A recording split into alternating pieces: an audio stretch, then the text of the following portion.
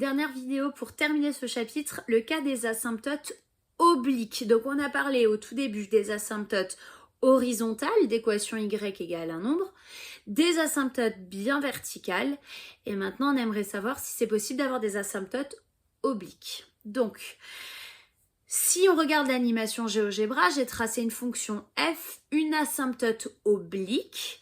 J'observe que l'écart entre la fonction et son asymptote se restreint au fur et à mesure que ma valeur de x grandisse, de sorte à ce que l'écart entre les deux soit quasiment égal à 0.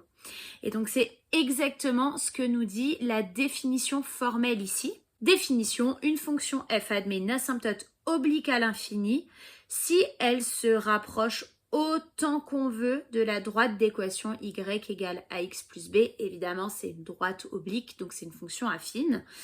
Et donc, on note ça en notant que la limite quand x tend vers plus ou moins l'infini, ou les deux, de l'écart, donc la fonction f moins l'équation de la droite, si cet écart-là s'approche de 0.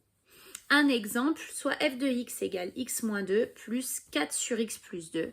Montrons que sa courbe, la courbe C de f, admet une asymptote oblique dont on précisera l'équation.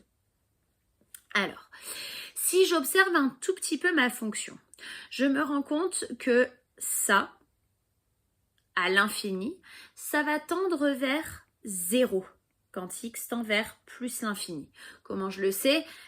Mon dénominateur va être infiniment grand, et si j'ai 4 que je partage en quelque chose d'infiniment grand, ça donne bien évidemment 0. Ça veut dire que cette partie entourée, elle est quasiment négligeable. Et par chance, la partie qui est devant, ça ressemble vraiment à une fonction affine. Donc, je peux supposer que ça, c'est l'équation de mon asymptote. Et donc, je vais faire le calcul. F de x moins y, autrement dit, x moins 2 plus 4 sur x plus 2, moins x moins 2. Mon x moins 2 moins x moins 2, ça s'annule. Il me reste donc 4 sur x plus 2.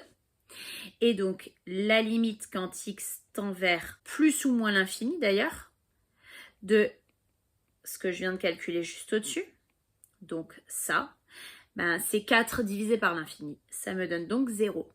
Je suis bien dans le cas de cette définition. Donc, je peux conclure que f admet une asymptote oblique d'équation y égale x moins 2.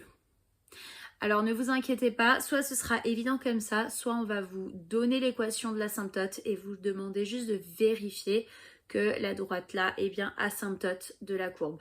Donc on fait l'écart entre les deux et on vérifie que cet écart tend vers 0. Voilà pour cette dernière partie.